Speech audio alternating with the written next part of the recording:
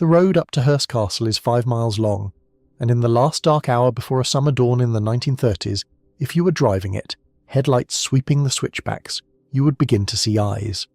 Pairs of them, low in the grass and high in the brush, catching the light and throwing it back at you, and if you slowed and looked, the animals those eyes belonged to would not be the animals a person expects on a California hillside. A herd of bison standing in the fog, a cluster of antelope from the plains of Africa, a camel, a kangaroo, and striped and unmistakable and utterly out of place, a zebra, or two, or a dozen, drifting across the road in front of your car as though the road belonged to them, which in every way that mattered on that hill it did. You were driving up to the most famous private house in America, and you were driving through the largest private zoo in the world to get there, and the two facts were the same fact. Because the man at the top of the hill did not keep his wild animals in a distant paddock where no one would trip over them. He let a great many of them loose, on purpose, across the open range his guests had to cross, so that the drive up would feel like a safari, and the effect on a visitor was exactly the enchantment he wanted. The effect on the people who worked there was a permanent low-grade emergency, because a zoo that roams free is a zoo that is, more or less always, escaping, and somebody had to manage that out of sight before the guests woke up. This is a story about those somebodies. There were, at the height of it, as many as 60 of them running the household, and they got up in the dark and ran a fantasy for a man who would not call them servants. He thought the word was beneath America, beneath him, beneath them. He called them staff. He called them, in his warmer moods, something close to family, and he required of them a servitude as complete as anything in the old great houses of Europe, dawn to past midnight, at his whim, on a hilltop 50 miles from the nearest real town, while the largest private menagerie on earth wandered the grounds outside the windows and had to be fed, watered, counted, and kept from eating the guests. The castle sold an illusion of a paradise that ran itself. It ran on people, and it ran on the daily unglamorous half-wild labour of keeping a zoo from doing what a loose zoo naturally does. And the strangest proof of how the whole thing really worked is still out there on the hill today, grazing beside a state highway, because the animals never stopped leaving. To understand the servants and the zoo, you first have to understand the hill they shared, and the man who built a world on top of it. His name was William Randolph Hearst, and by the time he began building in 1919 he was one of the most powerful private citizens in the country. He had inherited a fortune and a vast tract of California from his father, the mining magnate George Hearst, and more land still from his mother, and he had turned a single San Francisco newspaper into the largest media empire the United States had ever seen, a chain of papers and magazines and wire services that reached into nearly every city in the nation and shaped what millions of Americans thought each morning. He had money on a scale that is difficult to hold in the mind, and he had a piece of the California coast that ran to 250,000 acres, and rising out of the middle of it was a hill his family had camped on for years, a place he called, in Spanish, La Cuesta Encantada, the Enchanted Hill. And on that hill he decided to build something with no real precedent in America, a private palace to rival the great houses of Europe, stuffed with the art and architecture of the old world, hosting the most famous people alive. To build it he chose an architect named Julia Morgan, and the choice tells you something about him, because it was, for the time, startling. Morgan was a woman in a profession that had almost none. She had been the first woman admitted to study architecture at the Great École des Beaux-Arts in Paris, and the first woman licensed as an architect in California, and she was a small, brilliant, relentless perfectionist who would end up giving nearly 30 years of her life to this one impossible client and this one impossible hill. From 1919 until 1947, the two of them built and rebuilt and tore down and built again, because Hearst could never leave anything finished, could never stop adding a tower or importing a ceiling or moving a pool. The great outdoor pool, the white marble one with the ancient temple front, was built and torn out, and rebuilt more than once because he kept changing his mind. The twin towers over the main house were modelled on a cathedral in Spain. Whole ceilings, whole choir stalls, whole fragments of European monasteries were bought, crated, shipped across an ocean and continent, hauled up that 5-mile road, and fitted into a house on a California hilltop so that a guest could stand under a 400-year-old Spanish ceiling and look out a window at the Pacific. The house grew under their hands into a thing of 115 rooms, with guest houses that would each have been a mansion anywhere else, and gardens and terraces, and that marble pool, and an indoor pool tiled in blue and gold and lit like the private bath of an emperor. It cost a fortune that was never really added up, and it was never actually finished, because a place like that for a man like that was not a house you completed. It was a hunger you fed, and it did not stand alone on an empty hill. It sat at the centre of a working estate of almost unimaginable scale. Hearst kept his own airfield so that guests could be flown in directly. He ran some 10,000 head of beef cattle, a full dairy, a poultry farm, and one of the finest horse operations in the country, breeding Arabians and Palominos and Morgans and Appaloosas. There were 35 automobiles kept at San Simeon alone. In the early years, before the main house was even habitable, Hearst and his construction crews lived rough on the hilltop and ate out of a camp kitchen through winters when the wind came off the Pacific at 80 miles an hour for roughly 3 years, until the main building was finally far enough along to live in around 1927. This was not a country cottage that happened to be large. It was a small, self-contained kingdom, and it needed a population to run it. And into it came the guests, because the whole point of the enchanted hill was to be seen from it. An invitation to San Simeon was one of the most coveted things in American social life, and the list of people who accepted reads like a census of the 20th century's famous. Winston Churchill came, President Calvin Coolidge came, George Bernard Shaw came, and above all the Hollywood of its golden age came, in force and on repeat, Charlie Chaplin and Clark Gable and Carole Lombard, Greta Garbo and Joan Crawford, and Buster Keaton and the Marx Brothers, carried up the hill from the private train or the airfield to spend a weekend inside a fantasy.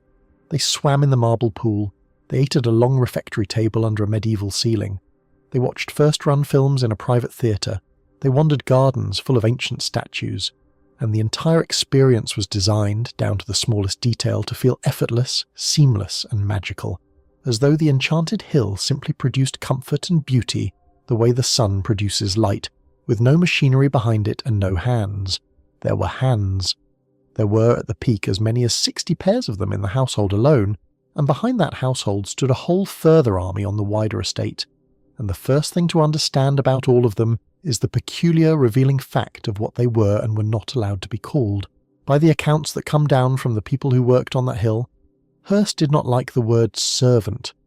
He is said to have considered it a deeply un-American notion, a relic of the aristocratic old world he was busy importing the ceilings of, and to have refused to apply it to the people who made his beds and cooked his meals and pressed his suits. They were staff. They were employees. In the atmosphere he liked to cultivate, they were something closer to members of a large and benevolent household, and there were real gestures behind the language. The great indoor pool, by some accounts, he largely left for his workers to enjoy. He paid decently. He was not, by the standards of the age, a cruel master. And yet look at what the language was sitting on top of. Because this is the tension the whole story turns on. Whatever he called them, what he required of them was servitude, complete and around the clock. The women slept in a dozen bedrooms upstairs from the kitchen, in the heart of the working part of the house. The men slept down the south side of the hill, in cabins and barracks built originally for the construction crews and the gardeners. There was a kitchen brigade large enough to feed a house that might seat dozens of famous guests at a single sitting, plus the staff themselves, every day. There were maids and houseboys and footmen and valets and pressers and a laundry.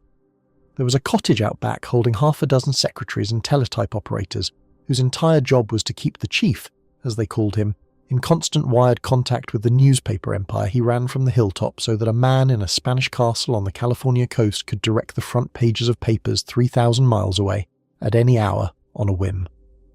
Provisioning all of this meant hauling nearly everything a modern town needs up a mountain road 50 miles from a real supplier, day after day, forever. And presiding over the domestic half of the machine was a housekeeper named Mrs. O'Brien, one of the very few of the 60 whose name survives at all, and it's from her that we get the single most useful number in the whole story. She estimated that when the house was full of guests, it cost about $6,000 a day in the dollars of the 1930s simply to run. $6,000 a day. Hold that figure. It comes back and it brings the whole story down with it. And part of what those 60 people did, beyond the cooking and cleaning and pressing, was enforce their employer's will upon some of the most famous and self-important people in the world, which took a particular kind of nerve. Because for all the glamour, San Simeon ran on rules, Hearst's rules, and the staff were the ones who had to make the rules stick. Guests were generally not welcome to stay more than a couple of weeks. You did not bring your own liquor to the Enchanted Hill. Hard liquor was restricted, and alcohol was served sparingly only at dinner, because Hearst disliked drunkenness in his house. Cary Grant, a regular, summed up the castle bar with rueful precision. You got, he said, 1 weak martini, or 2 if you were quick. You did not eat anywhere but the main dining room, and at that long table, under the priceless medieval ceiling, on wood that belonged in a museum, the master of the house famously kept bottles of ketchup and paper napkins, a plain man's touch in a hall of imported splendour. You dined when he dined, and you watched the film he chose, and if you were an unmarried couple you did not expect to be housed together, because he had firm ideas about that too, and it fell to the staff, to the maids and the houseboys and the housekeeper, to hold every one of those lines against movie stars and senators and men who owned studios, politely, invisibly, and without fail. It is one thing to serve the powerful, it is another to police them, and smile and never be thanked and never be seen. To understand how heavy that job really was, it helps to know that the operation was not born as a palace staff at all. It was born as a construction camp. In the early years there was no habitable castle, only a hilltop worksite and a small city of labourers, and Hearst himself lived rough among them, eating out of a camp kitchen through winters when the wind came off the Pacific at 80 miles an hour, for roughly 3 years, until the main house was finally far enough along to occupy in 1927.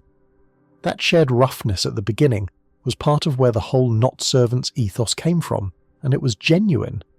But it was also the seed of an operation that hardened as the house rose around it into one of the most demanding domestic machines in the country, because the Finnish castle asked of its staff something the camp never had, which was perfection, invisibly delivered on someone else's schedule.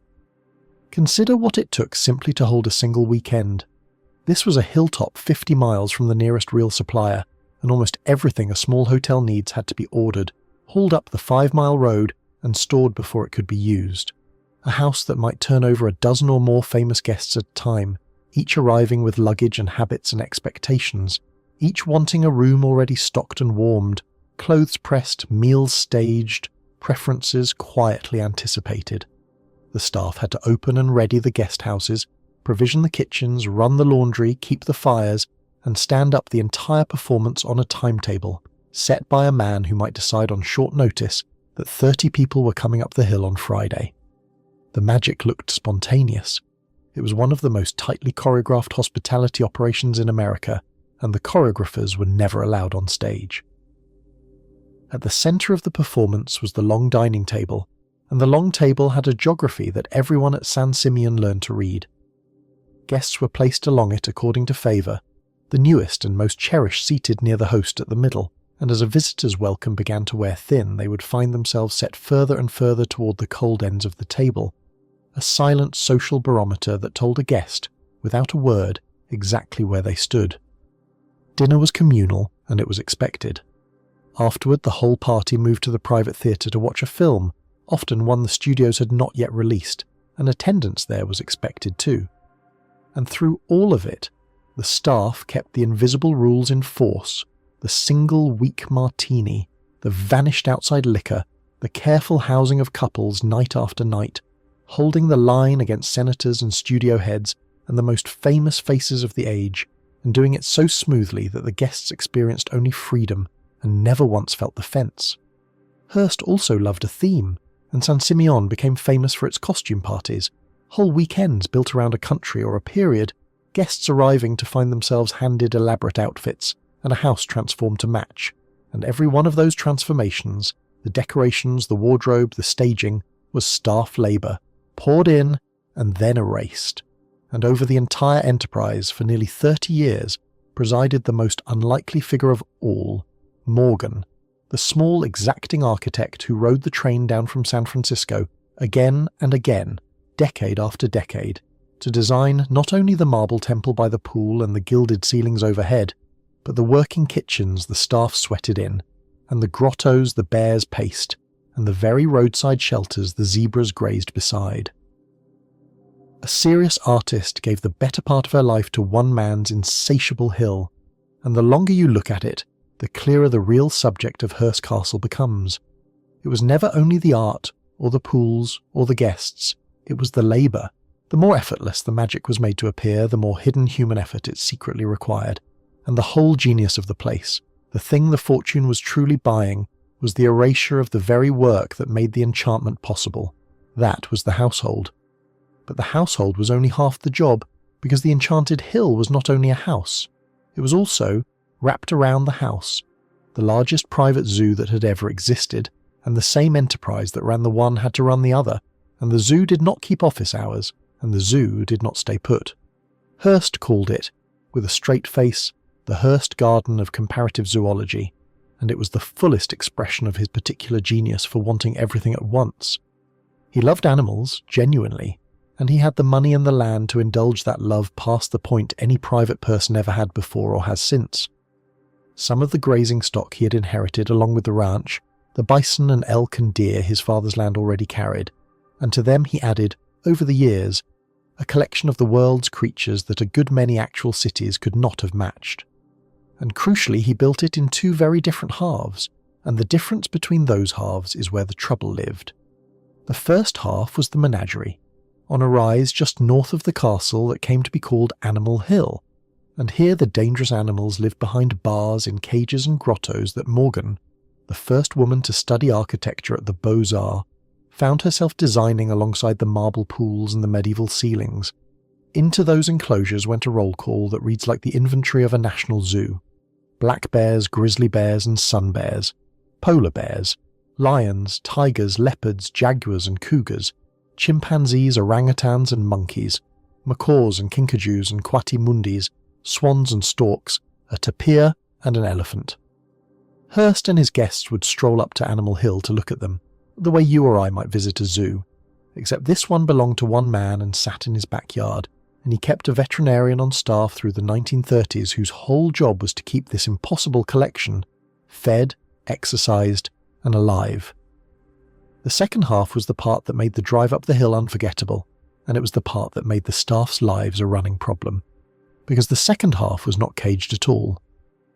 Across the open range of the ranch, fenced only by the outer boundaries of a property the size of a small country, Hearst turned loose some 50 species of grazing animals to roam more or less freely, so that the land would look like an African plain, and his guests could feel, on the way up, like explorers.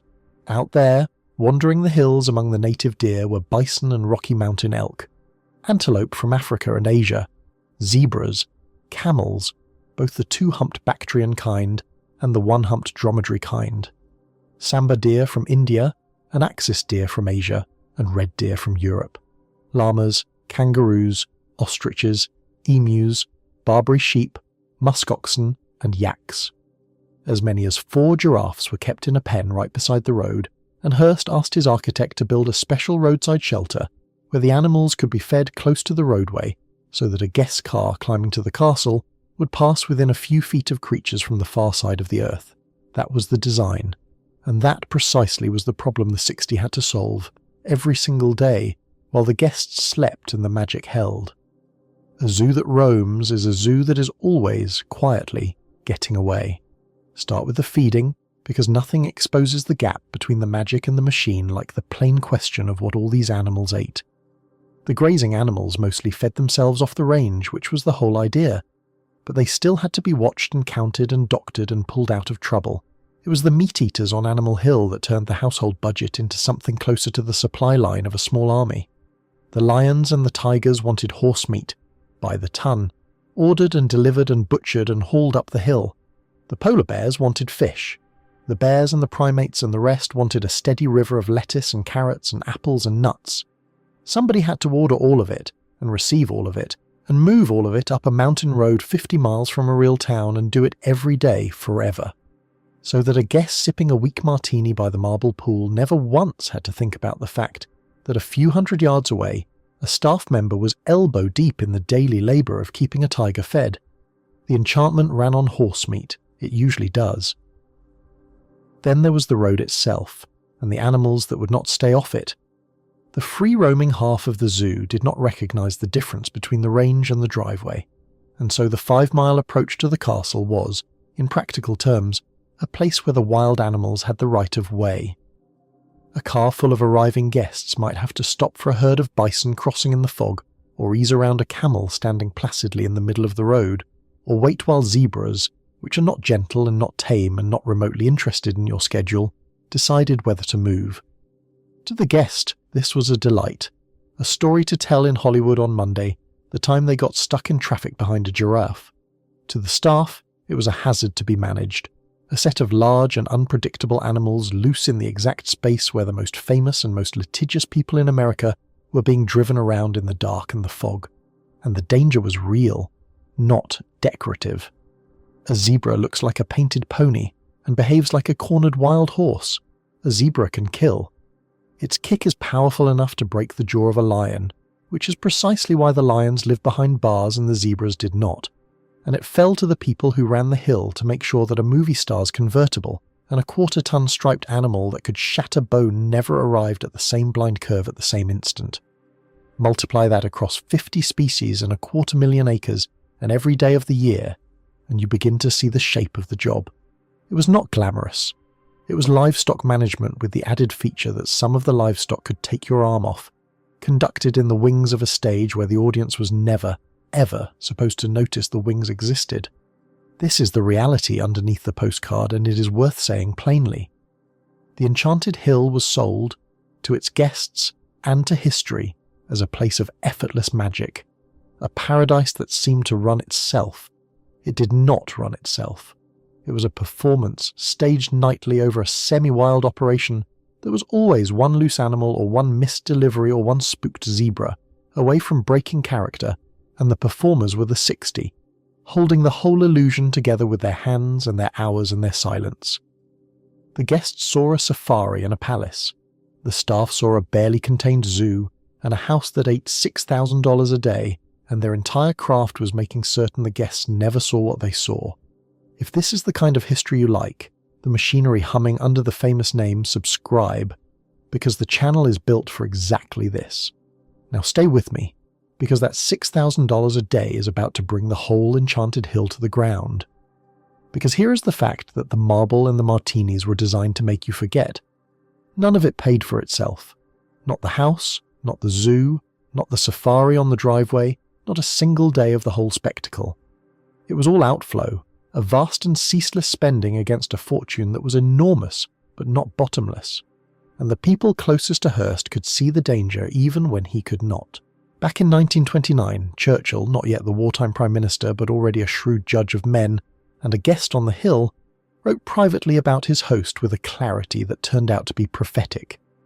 He liked Hearst and found him fascinating, and he described him, in a letter, as a grave, simple child, playing with the most costly toys, a man of vast income always overspent, forever building and collecting and never quite finishing. That was 1929, at the very height, when the money still seemed endless. It was not endless. When the Great Depression tightened, the arithmetic that the housekeeper had summed up in a single daily figure came due all at once. Hearst's empire had been built on debt as much as on genius, and by the late 1930s the debt was closing in, and the publishing titan who had directed the front pages of the nation found himself, humiliatingly, losing control of his own finances. His companies were placed under the authority of a conservator brought in to stop the whole overextended structure from collapsing, and Hearst was forced to do the thing he had never in his life done, which was to stop and to sell. Art went. Real estate went. Some of the very treasures he had shipped across the world to fill the castle were sold back off to pay his creditors. He came so close to ruin that his longtime companion, the actress Marion Davies, reportedly handed over around $1 million of her own money to help save him, a detail that says more about the true state of the Enchanted Hill than any brochure ever could. And when a man in that position has to cut, he cuts the things that only cost and never earn, and at the very top of that list, obviously, unavoidably, was the largest private zoo in the world. In 1937, the Hearst Garden of Comparative Zoology was dismantled. The animals that had been the wonder of the hill, the bears and the lions and the tigers and the elephant, were sold off or given away, shipped to public zoos and commercial menageries across California and Oregon and Washington. The collection of a lifetime broken up and parcelled out to pay the bills. The safari on the driveway went quiet. Animal Hill emptied. and watch what the collapse revealed, because this is the turn the whole story has been building toward. For years, the language on the hill had been the language of family. They were not servants, they were staff. They were something warmer than servants, part of a benevolent household presided over by a man who found the very word un-American. But a family is not something you lay off. A family does not appear on a conservator's ledger as a cost to be reduced. And when the money burned down, the truth of the arrangement showed through the warm words like the frame of a house through burnt plaster. The relationship had always been economic. The 60 were there because they were paid, the animals were there because they could be afforded, and the magic was there because $6,000 a day made it appear, and when the dollars stopped, the family turned out to have been a payroll all along, and the paradise turned out to have been a fire that had to be fed. The word Hearst refused to say was, in the end, the more honest one, because it named the thing the money had been buying. He could afford for a while to pretend the servitude was something finer. The Depression took the pretense and left the fact. The house itself lasted longer than the zoo, but it too was living on borrowed time. Hearst economized, and the great building slowed, and the endless adding and rebuilding that had gone on for nearly 30 years finally gutted out. In 1947, old now and in failing health, his heart giving out, Hearst left the enchanted hill for the last time. He came down the 5-mile road past the empty menagerie cages on Animal Hill and the loose animals still grazing the range, and he went to a house in Beverly Hills to be near his doctors, and he never returned to the castle he had spent a fortune and half his life building. He died there in 1951. He did not die on his hill. He died in a city far from the marble pool and the medieval ceilings, an old man at the end of the longest party in America. Davies, who had shared that hill and that party with him for more than 30 years, left when he left, and their long, complicated life on the enchanted hill simply ended, off stage, after the guests had gone home. In 1957, the Hearst Corporation gave the castle and the grounds to the state of California, and it became a public monument, and the ropes went up and the tour buses started running, and the private paradise of one overspending man became a place that strangers pay to walk through, which is what most private paradises eventually become. And by then the hill had already been immortalized, though not kindly, and not under its own name. In 1941, while Hearst was still alive and still powerful, the director Orson Welles had made a film about a fictional newspaper tycoon named Charles Foster Kane, a lonely titan who built himself a vast, cold, overstuffed pleasure palace called Xanadu, and died alone inside it, clutching the memory of a lost childhood. Everyone understood that Xanadu was San Simeon, and that Kane was Hearst, and Hearst understood it best of all, and he fought the film with everything his empire still had, and lost, and it became one of the most admired movies ever made, and it fixed the enchanted hill in the public imagination forever as a monument to a rich man's loneliness. It is a fiction, but like the castle, it outlived the man, and for most people who have never climbed the real road, the fiction is the thing they remember. And what of the 60? What of the housekeeper who could tell you the daily cost to the dollar, and the maids who slept above the kitchen, and the men in the cabins down the hill, and the houseboys who policed the martinis of movie stars, and the secretaries in the back cottage wiring the chief's orders across a continent? They dispersed, the way staff always disperse when a great house closes, into other jobs and other towns and the ordinary unrecorded lives that the history books do not follow. We have the housekeeper, because she once gave a reporter a number. We have almost none of the others. The people who actually ran the most famous private house in America, who kept its magic seamless and its zoo contained and its rules enforced, went out of the record as completely as the ash from its 40 fireplaces, and the man who would not call them servants did not, in the end, leave us their names. But he left us the animals, or rather, the animals left themselves, and that is the last thing, and the strangest, and the truest. When the zoo was broken up in 1937, most of the collection was shipped away, but not all of it, because you cannot exactly ship away a free-roaming herd that has the run of 250,000 acres. Some of the grazing animals were simply left on the range, and among them were the zebras, and the zebras did what animals do when no one is stopping them. They stayed. They bred. They kept on being zebras on a California hillside decade after decade, long after the cages emptied and the guests died and the castle became a museum. And today, more than 80 years later, There are well over 100 of them out there still, grazing beside Highway 1 near San Simeon, so that a family driving up the coast in this century can round a bend and see, against the golden California hills, a herd of African zebras, and wonder for a second if they are dreaming. They are not. They are looking at the last living piece of the enchanted hill, and the zebras still escape because that is the one thing a loose zoo is always guaranteed. As recently as 2011, 3 of the Hearst zebras wandered some 10 miles off the ranch and began harassing a neighbour's horses and cattle, and the neighbours shot them dead. Exotic animals from a dead man's fantasy gunned down in a modern cattle dispute. Another was found washed down a creek and half-skinned on a beach after a storm. The descendants of Hearst's safari are still out there getting loose, still turning up where they are not supposed to be, still causing exactly the kind of low-grade emergency that the 60 spent their working lives quietly containing. Except now, there is no one whose job it is to contain them, and so they simply roam. Think about what that means, standing back from it. Everything the 60 built their days around is gone. The man is gone. The guests are gone.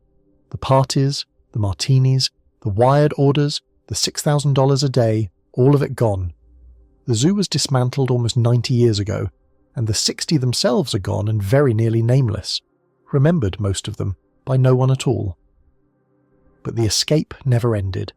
The one part of the whole enchanted illusion that survived is the part that was never fully under control in the first place. The animals on the loose, doing in the 21st century exactly what they did in the 1930s, which is wander off and cause trouble and refuse to be kept.